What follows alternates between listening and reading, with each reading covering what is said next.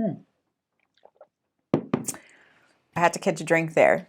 Okay, let's keep going. We are on the letter N in the word admonish. And admonish, mentor, N is natural. And this is something that's a little bit more, I don't know, real life-ish, if you will. We want you to make sure that you create a natural atmosphere, something that feels comfortable. Sometimes when these relationships can start, it may feel a little awkward in the beginning, and we're a little concerned about the lack of conversation or how it's not coming easy. So we're putting the responsibility on you as the mentor to create an atmosphere that is easy, fun, laid back, accepting, welcoming.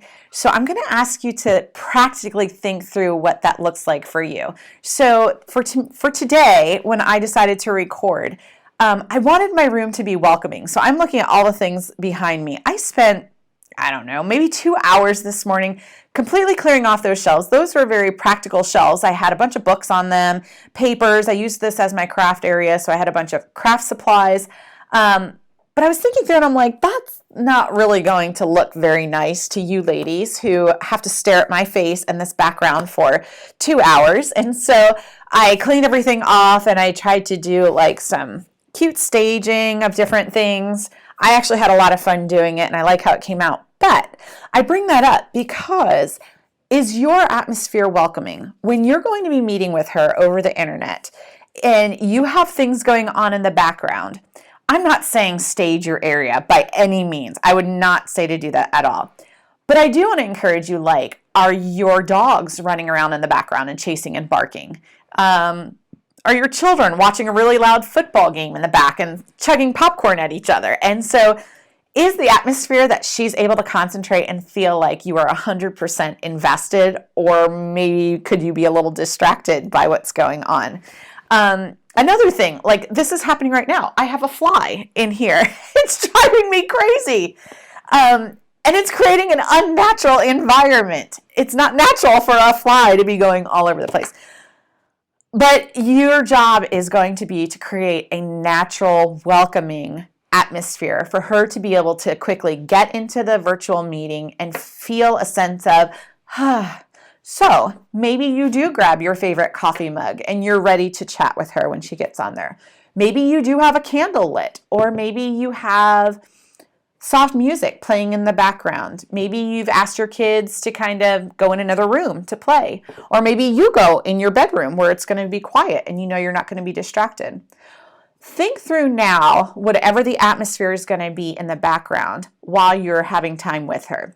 So maybe you're not going to be doing virtual meetings. Maybe she would just like to do phone calls. What is the sound going to be like in the background?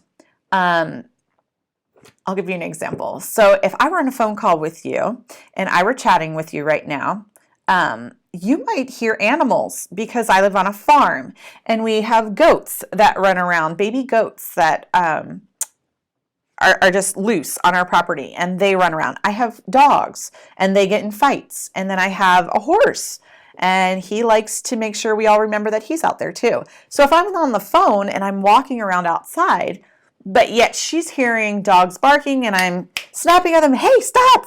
Oh, I'm so sorry. I didn't mean, hold on just 1 second.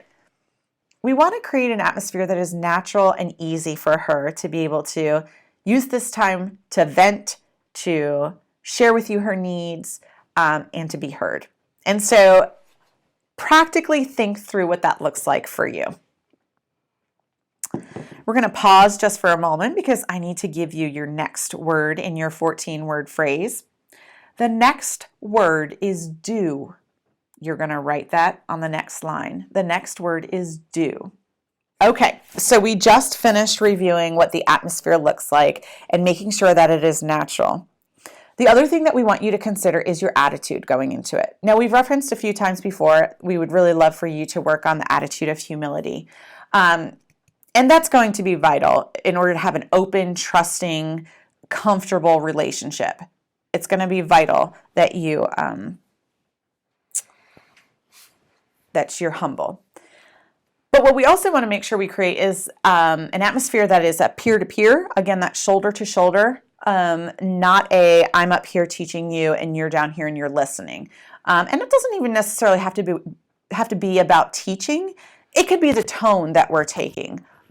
Sometimes we come off harsher than what we mean. Sometimes we come up with words and phrases that sound a little bit more directive. And sometimes we say things in a manner because we feel this is definitely the way she needs to do something, and we communicate it that way.